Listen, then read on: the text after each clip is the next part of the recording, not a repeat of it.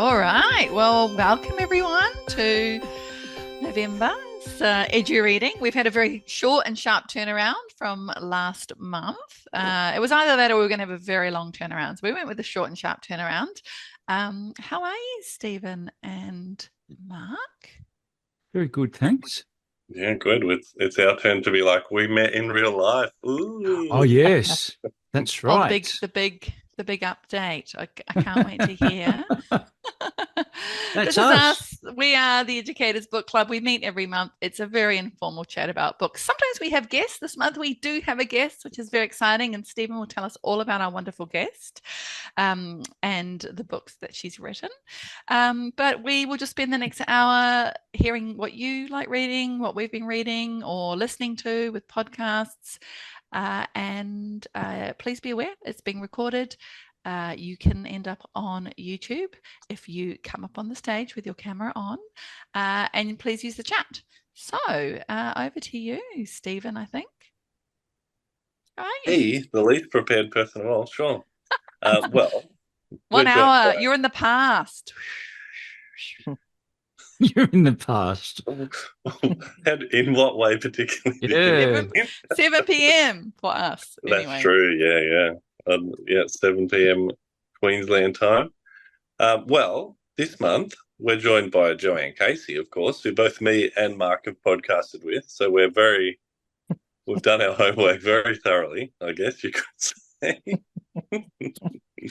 And so now I'll put Joanne on the spot and she just has to say which interview she thought was better, and then we'll get stuck in, I guess. Oh, listen, you gentlemen. Funny that you should ask me that kind of question because in the work that I've been doing, we've just had these questions about doing some awards for the faculty.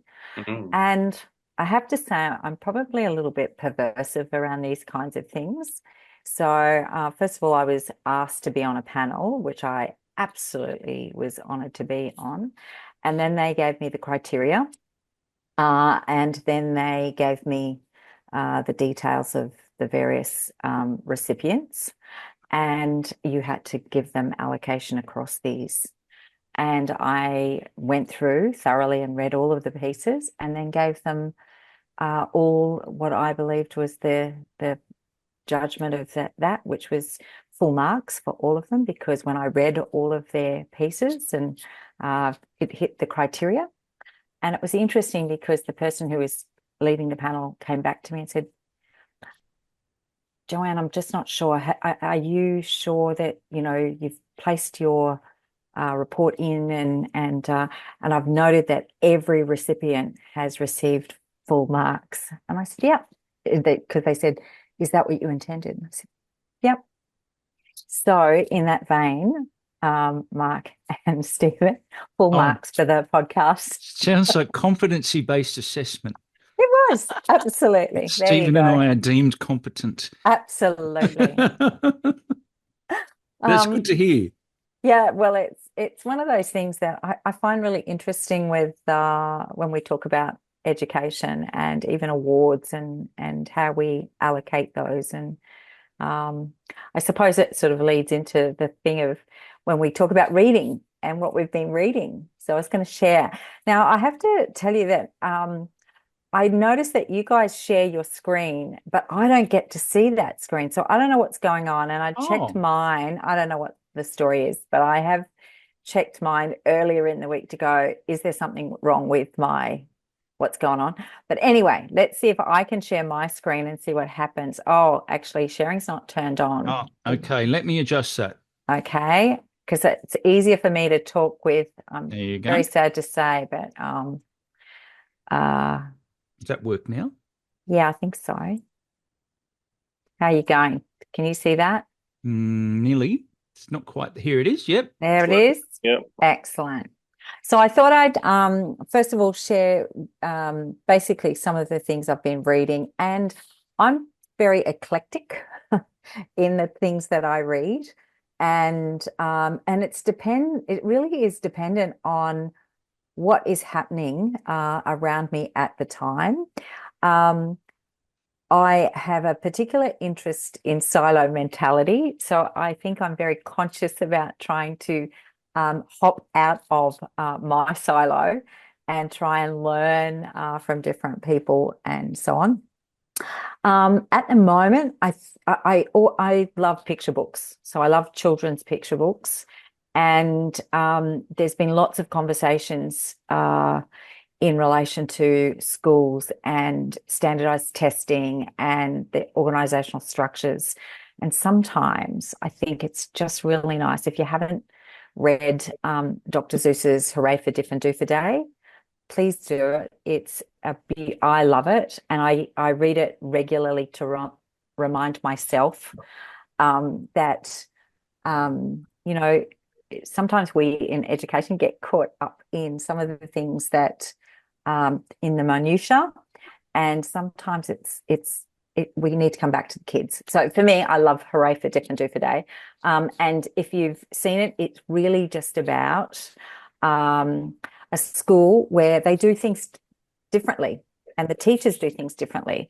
And a principal comes in and says, oh my good, well, no, actually he's in there and he's concerned because they're bringing in the standardized testing and very concerned that they're not going to do well with the testing.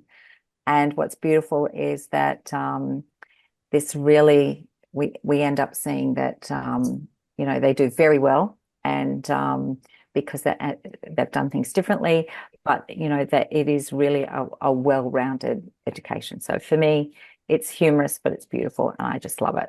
That's that one. I've also, I listen to audiobooks on my way to work. So I've been listening to The Science of Happiness. And the reason I chose that one was that I know and this is the other thing about me and my choices, randomness. So it was because the author, Brendan Kelly, one, he's Irish, but so that in itself made me joyous.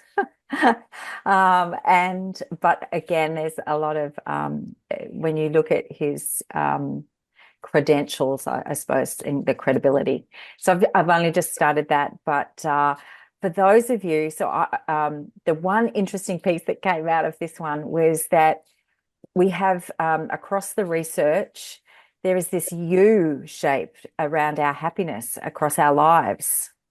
And the reason he was very interested was that the research showed that you start happy and then you get to this sort of valley and then you move through it. So it too changes. But the number, the age is 47. So I don't know if anybody here is 47. At the bottom of the curve. Yeah. But Oh, so you can only, I know, so you can only go up. I'm pretty happy because I'm way past that. So I'm sort of going, oh, I hope that's correct.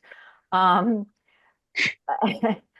that's when you buy a motorbike, or what do you mean to do at 47? I don't know. But so those pieces were quite fascinating. And I was actually listening to it while I was waiting we had an experience, the university day, and I had year 9, year 10 students coming to visit, and I was doing, so you want to be, I got lumbered with this, by the way, not lumbered, I volunteered for this, and it was, so you want to be a secondary teacher. And the interesting piece was that the students, when they came in, you could tell which kids had basically been tapped on the shoulder to go, you're going to that session. And that was interesting. So I was listening to that before they came in. So that helped me get into a happy frame of mind. And then I have always been interested. So the other part of the work that I do too sometimes is that I like being stretched and being uncomfortable at times with some of the concepts that I'm working with. Again, comes back to that silo mentality stuff. And I think over the years, I've been thinking about those algorithms that lean you into a particular way of thinking. For example, if you're on Facebook or any of the social media platforms, or even the fact of Netflix, and they pop up and say, oh, you would like to. So I have then tried to read some of these other things. So Gert Biester, I was introduced to.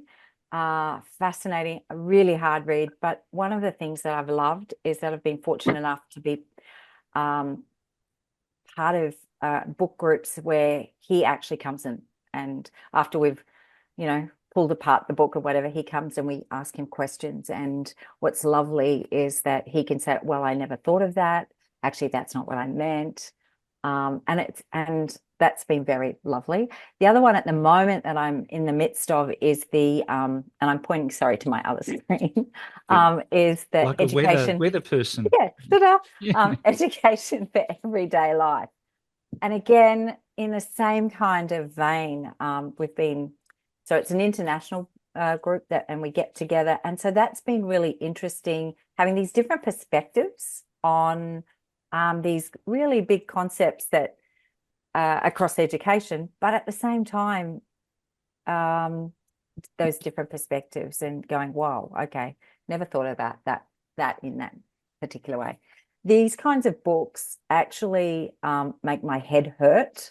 And even the conversations, I come away and go, yeah, I'm not very bright. I can't. My brain doesn't work in that way. This is the stretching you were talking about, isn't it? Yeah, it is. It is. It's mental gymnastics, I call it. Most people actually go and do physical exercise. I do it virtually, but anyway. Can you tell us what sophistical means? Because that to me sounds like something an anti-intellectual might say, oh, you and your sophistical thinking. What does it mean? Is it a real word? As in sophistry or? Yeah, and it's from Plato and Aristotle. So it's back to, and I can't even say it but the thing that I find fascinating about this particular book is that he presents a binary way of looking at education. And so he argues through Plato, and the sophistical one is really around the that one word, pluralistic. Thank you. There we go. Got it. Way of educating and looking at multiple perspectives. But yet it seems a little bit contradictory when you only present two. So they look at Aristotle. What are the two? What do you mean? Oh, well, they look at Aristotle. Look, Stephen, don't ask me those questions. Yeah. Aristotelian or something, sure. Something like that. I don't know. Because my head goes. Okay, so they basically have a line of argument that is very much that you're educating for a particular group of people, the elite. Mm-hmm. And so it's marginalized. It's not for democracy, whereas the other is supposedly doing that. I've had to make notes, and I'd have to have another look, because those conversations, as I said, my brain just goes. It sounds a little bit like Paulo Freire, perhaps. It is. Well, it's all, they all, yeah, absolutely, Lottie. They intertwine and they refer to each other in some of these. So there's links. Yeah, so I suppose I don't think I'm not well read in those spaces, but I like to dabble and go, oh, okay, didn't think of that, those things. I think your book list disagrees with that, Joanne. The other one, and I'll get to mine at last, but the social brain, like, I am really interested in how we think and how we are in the world and how we become. I am interested in, as I've aged, because I've been in education for quite some time.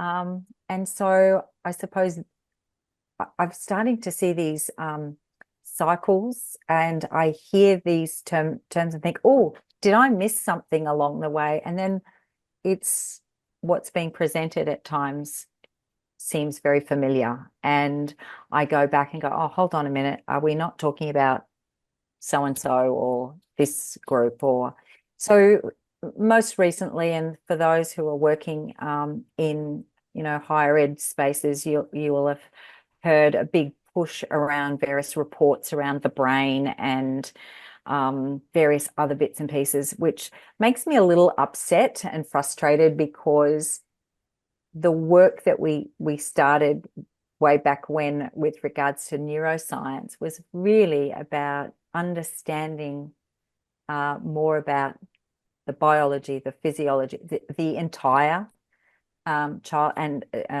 how we think, how we learn. So, and particularly for me, I was really interested in how we work as groups and individuals, which led me to Dunbar's number. And I'm a big fan of Robin Dunbar, who basically talks about, and for me, my catch cry at the moment, not fry, catch cry, is relationships matter. And I just keep saying relate. And I know we talk about connections, and I'm not talking about that. I'm talking about relationships. But I also understand that, with the way that the world is, digital is wonderful, but there's so many different layers. And in schools in particular, I think we've underestimated and undervalued really important work that teachers do and educators do. And unfortunately, I think we are looking in the wrong direction when we think, oh, let's blame this or let's blame that, rather than saying, well, how about we recognize the really good work that our educators do, and also understand those things that may be invisible, the components of the work and the elements of the work that are invisible or not recognized, or that we might think you can just do. And for those, and that was what my work was around when I did my research. And that's it. I'm going to stop. That's enough for me. And you have a book. I do. And that's enough. It's a very modest approach. Here are all the books I've read. Oh, and this old thing, the one I wrote. Oh, it's okay. Here it is. I have read it. Oh, there it is. There we go. Proof. I'm out of the house. Otherwise, I'd get mine too. Don't worry. And I forgot to mention Grant Lewis's book that I've just started reading. And I have to say, I'm really excited about reading this one too, because I felt like he was sitting beside me, and there were lots of stuff resonated for me with, and so I'm very excited about reading that book too.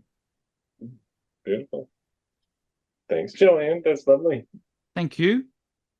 Joanne, and if you'd like to know more, go to my podcast and not Mark's. No, just kidding. Yes. Go ahead, Lottie. And one of the things as an educator I really appreciated about your book was these little 3 sections at the front. There's new to me, revisiting, reviewing, and applying in unfamiliar. Do you want to just tell us a little bit about why you chose those 3 and why you put them up front? Because they scaffold the learning beautifully. Oh, thank you.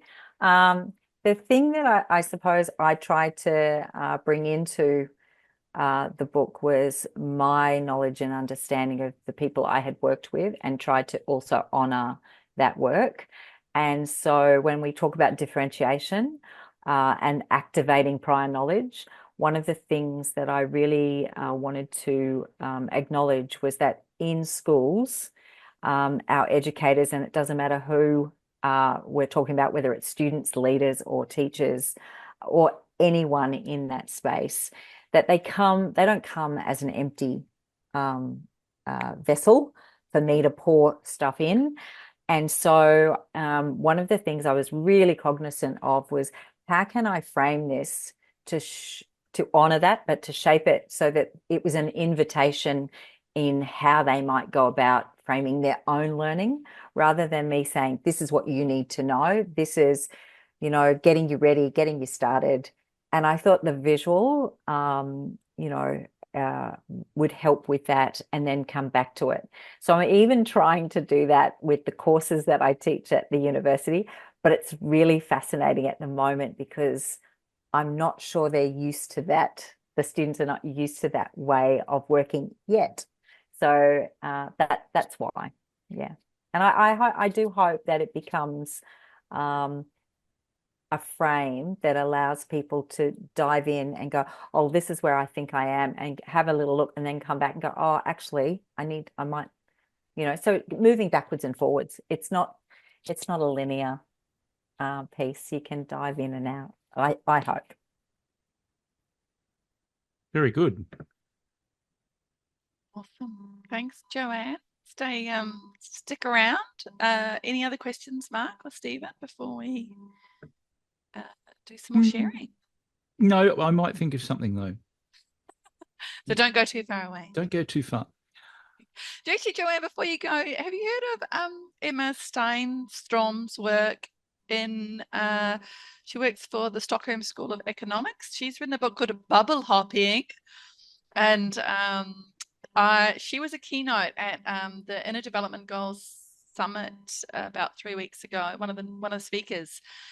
And so she talks about actively putting yourself into these other bubbles so that we don't become polarized. So it overlaps a little bit with what you're talking about. Yeah, absolutely. And it's interesting because when I was doing the PhD, I was led to doing some work with the Cynefin. I've done some, which is in another space of organizational change, and then Wardley mapping, which is again through technology. And I've met some enterprise architects, and basically it's the same kind of thinking, which is you're trying to bridge but move between these different spaces.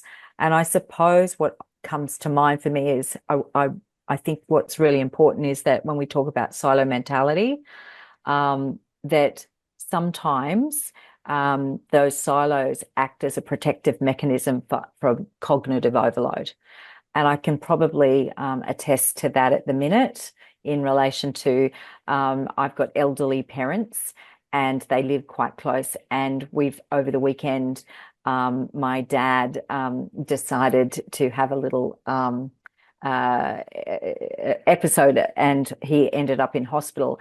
But the energy, effort, and attention in supporting that, as well as I knew I had other pieces of work to do, and that from cognitively, that energy and effort was it's hugely tiring. But it's so it's why sometimes silos, we go, okay, we just need to stay in that bubble.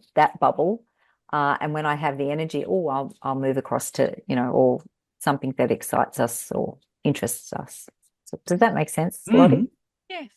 Yeah, absolutely. I'm sorry to hear about your dad. Thank you. Mark. Thank you. Okay, now I will keep this quick or short. In the background is a street library. This is in Newtown in Sydney. Was it where you and Stephen met? No, we were down. You hang out without me? Hung out at Darling Harbour in the inner city. Oh, fancy. So, what I might do? Hang on, where are we?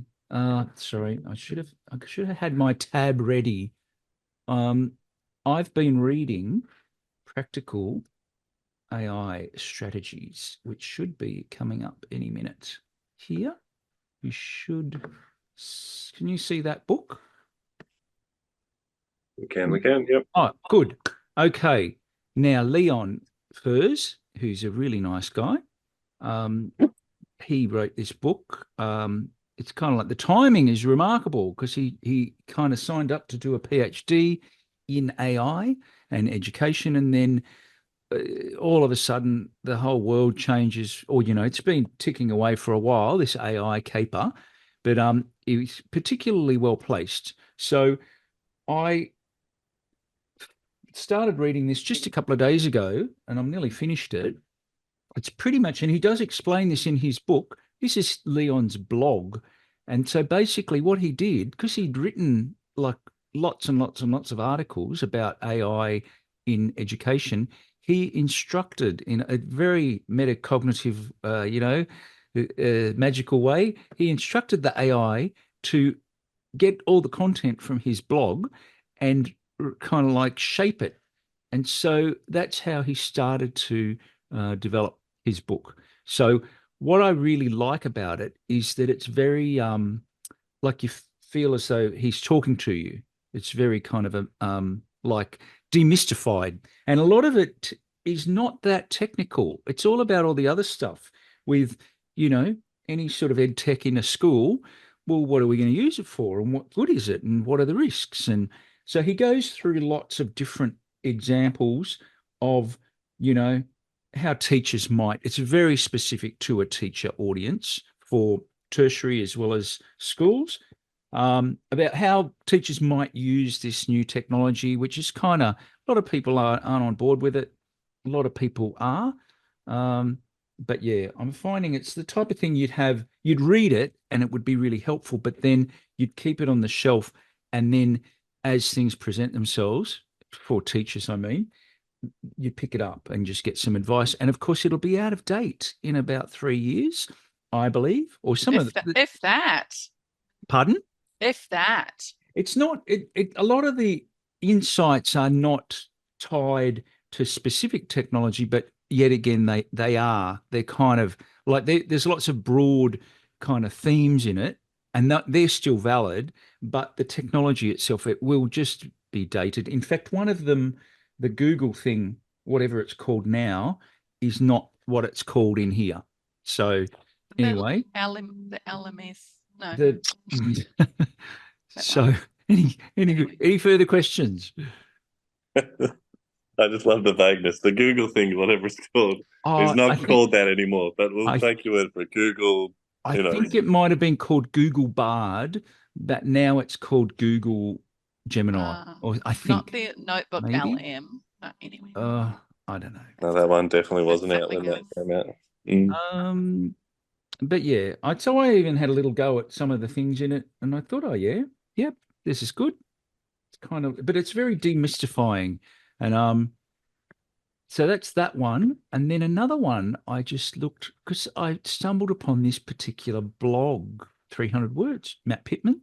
Hello, Matt. If you're still in the audience, he is, yes. And then I thought, hang on a minute, I think I purchased that book in my audio app and I didn't listen to it. So I have started listening to it yesterday.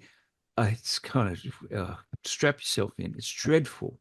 It's dreadful in a terrible way because it does outline all these difficult people. I go, oh, right, yes.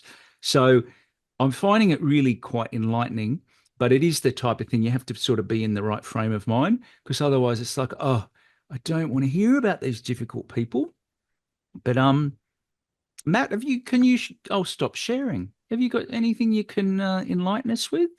Come on up to the spotlight. Where are we? Oh, there he is. Oops. I don't know if he Matt, do you feel he's like... ready. Yeah, I'm here. I assume you mean enlighten you in terms of the book. Yeah. Well, we could be very broad, but about difficult people's, I think, is at some points is a difficult read. I think it's I think the thing that I worried about as I read was I started to think, do I do this? And are you a difficult person? Well, I don't think so, but maybe somebody else is writing something furiously about me in the background somewhere else. But it's I think it's a really good book because it's such a challenging part of the job as an educator, like to deal with somebody that isn't aligned with your perspective. And I think it happens all the time with kids, and where I don't know if we're trained well all the time, but we're really accepting of kids being perhaps a little bit challenging. But when other adults are, it's like, it's not, you know what I mean? It's not the same thing. And so we go to a different level. And so this, I guess, gave I was laughing a little bit. I was concerned a little bit. I was flashing back to challenging conversations I've had in the job, and no, I just really enjoyed it. I thought it was really valuable at the end to go, well, sometimes people are difficult, but they're difficult for different reasons. And I think when somebody comes in a certain mindset, and I think at school it's a lot of the time it's concern. I think when you don't come in with that empathy and that understanding, you become the difficult person. And so it was just about finding balance and understanding that people are people. And I think for the most part, challenging conversations come from a place of care, or maybe that's how I'd like to think about it. And so it's just find common ground, like air out the concerns and then move on. And so I thought it was really interesting, but I do agree, like there's some difficult people described and situations in the book, and They're like recognizable, some of them though. are very spicy. The power to be, was it the power to be disliked? What was the book last month? Yeah. Maybe they're all reading that book. No, it's really good. I liked it. Is it not a bit of a problematic like book title to be like difficult people, and then the message to be there's no such thing as difficult people, but it's like, well, but the ticket I've bought says difficult people, and you got to tell me all about them. You know what I mean? Like, yeah, I think especially in a school setting, right? It's so common to be like, oh, that person, oh, they're just a pain in the ass, but it's like, or maybe they just, are passionate, or I don't know, some positive word that we could use instead of like, I don't know, the amount of leadership literature that's like, oh, we don't water the rocks. So that it's just like, who are your rocks? Who are your people that you just don't even waste your time with? I don't know. Little bit problematic, maybe. I don't know. What do you reckon? Joanne has said about theory of mind, which is a big idea. Highly relevant, though, in this territory, having an empathy or a kind of understanding of what another person might be thinking, that kind of thing, that sort of territory. But then I guess you've got to manage your cognitive load. Can't, if you've got 30 other minds in the group and it sounds a little bit maybe different and adjacent, but from where I've come from with the cultural diversity and inclusion work, a lot of the misunderstandings or difficulty is often around different cultural values as well, and that's not always understood by educators anywhere in the world. I've worked in lots of schools and lots of places. So yeah, just different values coming into the school and with parents, and different conversations and difficult conversations, and yeah, different pressures and things as well. I think that parents can be seen as very difficult, but that can be another reason.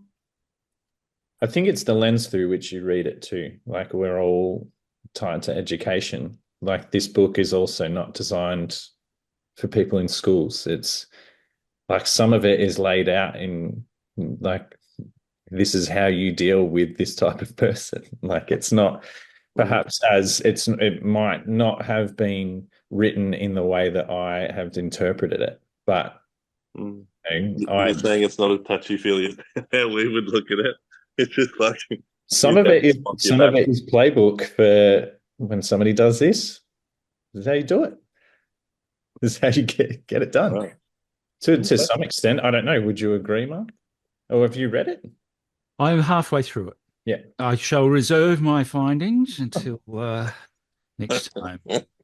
But call me up and I'll just throw myself on it. Very good. I'll make a note.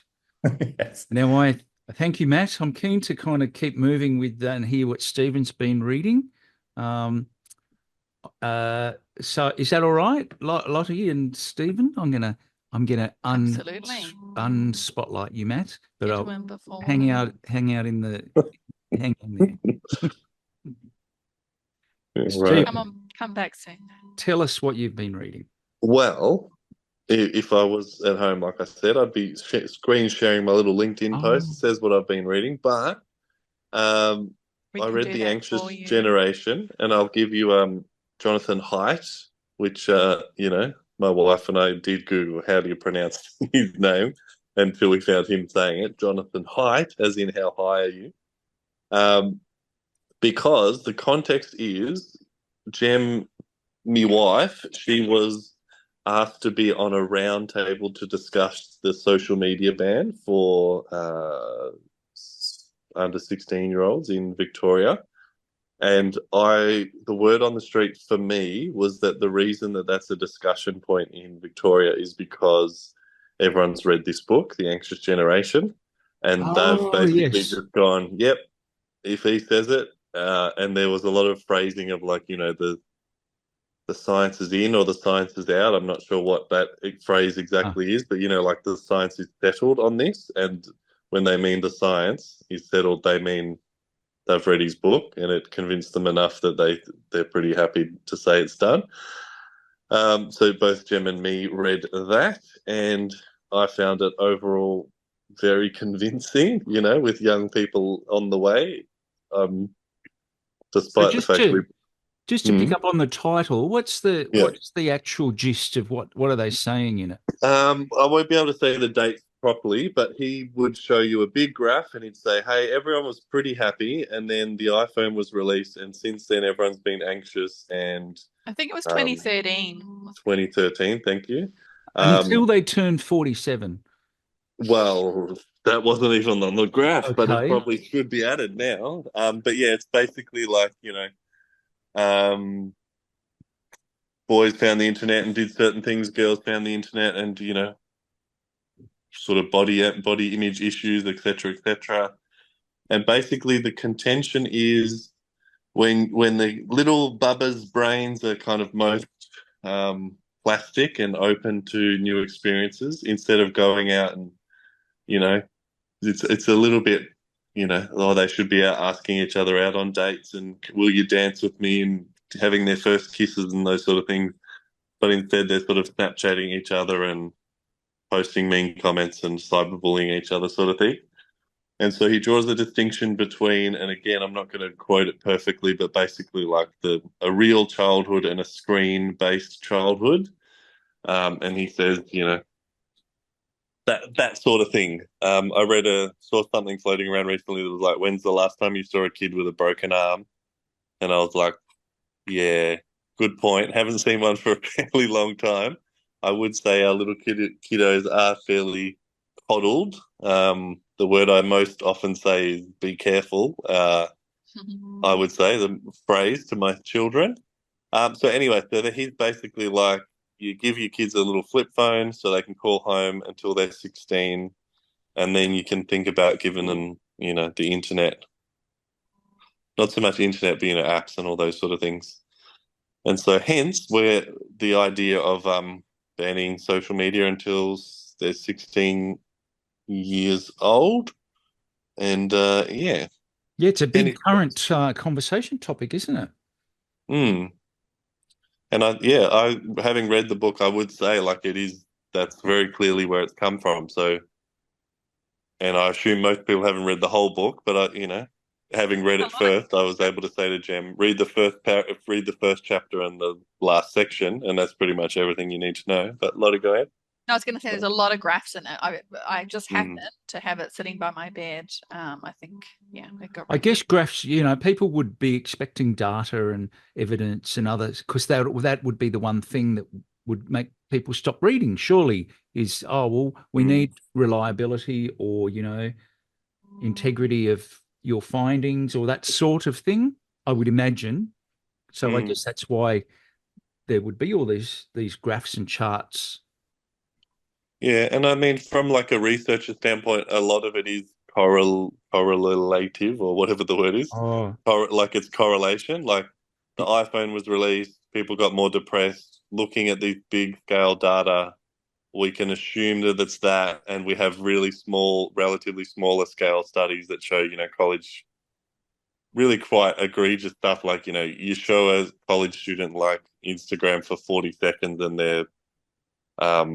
Like mental health goes down, there's like body confidence goes down, and like, so there's very small scale studies that show social media is bad, and then looking at the big trends, there's a correlation between the release of the iPhone in certain countries and blah blah blah blah, and therefore it sort of makes sense. So it's not exactly watertight necessarily, but I think it's hard to read it and not be nodding along. Rebecca says, great book, explains a lot about what we're seeing in our classrooms. Talk to us, Beck. Tell us more. Come and tell us, Beck. I've been quite surprised when I work in primary schools. So I work across different schools in my role. And, one of the programs I run is like choose an issue to take action on. And the number of schools, it happens in secondary, but definitely in primary, grade 5 students talking about their peers being stressed. All the kids want to see the school counselor. Everyone's really stressed. Mental health issues. These are like 10-year-old kids talking about this quite openly and understanding it's an issue and describing it's an issue within their own school. And this seems pretty common. Rebecca? Yeah. Oh, look, I've been teaching for a long time, and I just look at just the amount of students that, like, my daughter's in year 12 at the moment, and so we're going through exam season, which is great. And the anxious kids that are in separate classrooms to do their exams. I counted 20 the other day. Which is And so huge. they're all standing waiting to go into the exam, because nothing is better than a bunch of anxious kids standing near each other before they go into an exam. Every year, the number of students that can't sit in a room with someone else doing an assessment task is just growing. It's like I've never seen anything like it. Like, it is out of control. And I don't know, is it the phone-based versus play-based education? As you said, Stephen, like, it's correlation. We don't know about causation, but in my 27 years, it's just the smartphone has changed everything. And just what we're seeing, and I don't know, it might be a bit controversial, but I think we're giving kids words to describe stuff, and I think, the word depression gets bandied around, and as someone who suffered depression for a long time, it's like, are you sad or are you depressed? Like, they're not the same thing. And I'm anxious and anxious. nervous as Well, well. are you nervous about the exam? That's not anxiety. Like, that's normal. The woman that wrote the book about difficult people, she talks about the kind of certain phrases being overused, and then the people that actually have those sort of conditions or that sort of territory, it diminishes the importance and the voice that should really have, because depression was one of the examples that they used. But there's a whole swag of them, which is not that good. Like, it's just crazy. It's like, 15, 20 kids standing outside waiting to go into the anxious kids' room. I heard of one recently that was like, not only did they need their own room, but they needed the same invigilator or whatever the word is. Oh, And I'm like, that just sounds like superstition at that point. Like, well, the last time I was in there was this one person and that worked, so I'll have that same person again. Like, surely that's not an anxious symptom or anything. I just like, are these people getting help? Because I just like, what are you going to do when you leave here? Like, I can't, as someone who has ADHD, and I just working in schools with ADHD, like, where some schools aren't very good at supporting neurodiverse staff. And I just wonder, like, what's going to happen to these kids when they leave school? And are we going to, I mean, maybe working from home has changed everything. I don't know, but I just think, what are you going to do when you leave school? What kind of job are you going to have? Or If maybe that's going to have no pressure, no. Working from home might also be making it worse. Yeah, like, and I just think, are you going to have a job with no deadlines? Because that's going to be anxiety inducing. Like, I don't know. I just really worried about what's going to happen with these kids when they leave school, and the safety of school, and I don't know. And just to finish off the point, it's sort of like, and the book basically says like you can ban phones, but kids aren't going to be going out to the dance anymore. Like they're not going to be racing billy carts down the hill. Like, and he gives examples of, and these are United States examples, but it's like you see an unattended kid and like they call the police because it's like this kid's out there by themselves. And, so there's a whole bunch of like advice like, oh, you can give your kid a card that says like, I'm not abandoned. I'm just going to the shops or whatever, like, Yeah. but so yeah, it's kind of more complicated, but yeah, go on. They talked about, I'd read about the study ages ago about in New Zealand about where they let the kids have no rule play and minimal supervision. And I love the line that he made because I listened to it. So it was very hard when I'm driving to visualize the graphs. Yeah. So anyway, and he was talking about it, saying, oh, obviously this could never happen in America because we'd get sued. But that what they found from the study is that the self-regulation of the kids improved, their engagement in the classroom improved. That kids, yes, they're risk takers and but they do try to be safe. Like, no one wants to hurt themselves and things like that. But the improvement in learning and engagement in the classroom after these free, recess and free lunchtime and just allowed to be, I guess, for want of a better word, a kid, was just amazing. And you just think, yep. And we now send them out and there's 35 teachers on yard duty and the kids virtually have to ask, can they breathe? That's where we're at. Rules for chasing. We moved to a regional area a year ago from an inner west suburb, and something we've both noticed is the lack of children on iPads around here. Kids are out riding bikes, they're skateboarding, they're active, and these are the same age kids that in Yarraville and Footscray were on iPads, kids in prams on iPads. So yeah, you sort of think it's I don't know, it's lifestyle too. I mean, it's certainly here, but it's nowhere near as much, and it's been a really interesting thing for us to observe because we've got a small person. It makes me think, like, particularly for why we're sort of seeing like the prevalence of ADHD diagnoses, is that when we were at school, I was probably at school a little bit before most of you, but we were out and we're running and doing all those things. So you're getting dopamine hits, and we know that dopamine really helps manage ADHD. And so we had morning recess, lunchtime, and afternoon recess. So these kids that had ADHD were getting regular hits of dopamine. And so you just start to wonder, obviously the ADHD was there, but due to the fact that kids were far more active, getting dopamine hits and doing all those sorts of things at regular intervals during the day, we're able to function a lot better in the classroom than what we're offering kids now for recess and lunch. And like, yeah. Thanks, Rebecca. I've just got an eye on the time. We have got 7 minutes. It's gone super fast. Rebecca, do you want to share any other books that you've read while you're on the screen? I'm reading this one right now, Multipliers. It's a leadership book. What's the subtitle? Keep this something.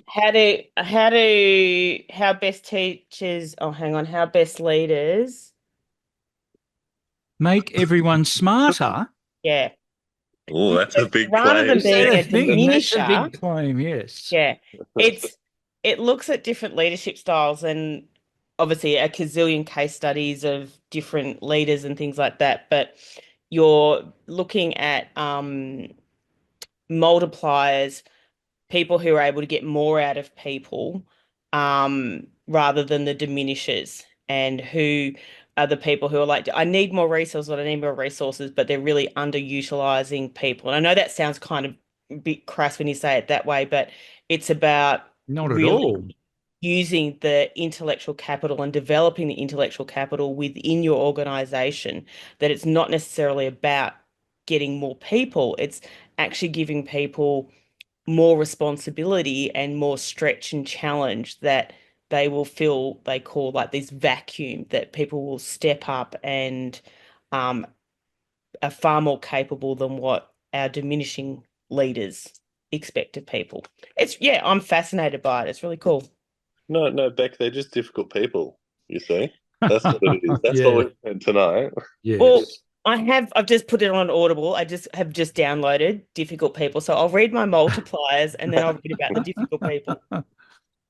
Yeah, and we'll see which works better, the positive approach or the negative approach. Or what was it? Hang on, the deficit discourse.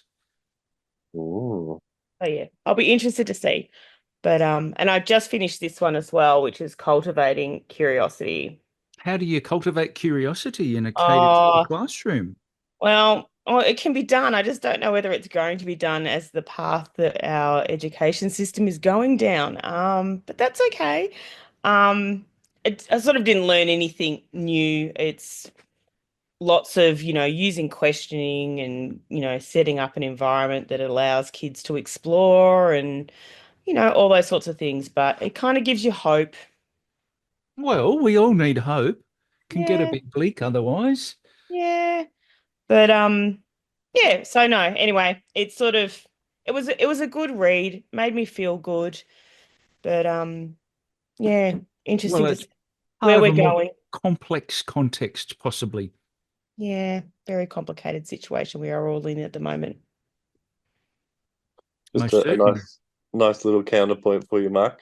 Recently got a review of me and Keith's book, and it was quite too hopeful. So some would say you can be too hopeful. What was the review for which Rather book? petty. Me and Keith's book that we edited, we got a Too review back hopeful. that said it was quite too hopeful. So Wow, interesting. I let's agree not with get Joanne. too hopeful, Never too people.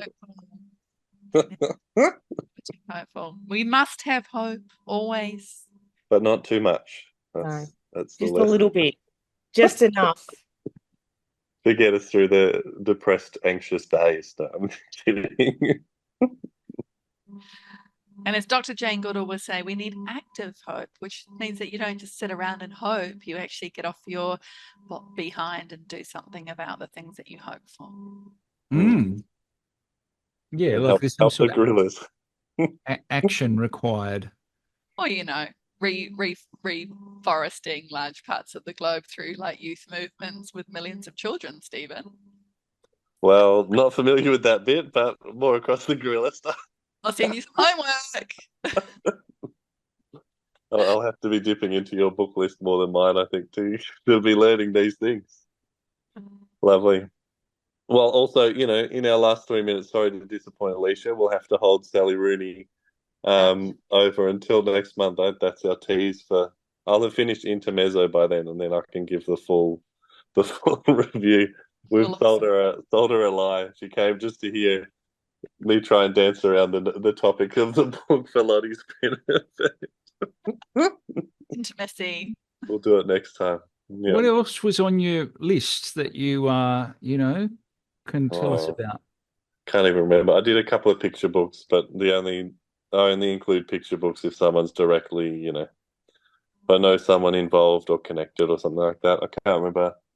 Oh, there's a self-help book called Hell Yes or No.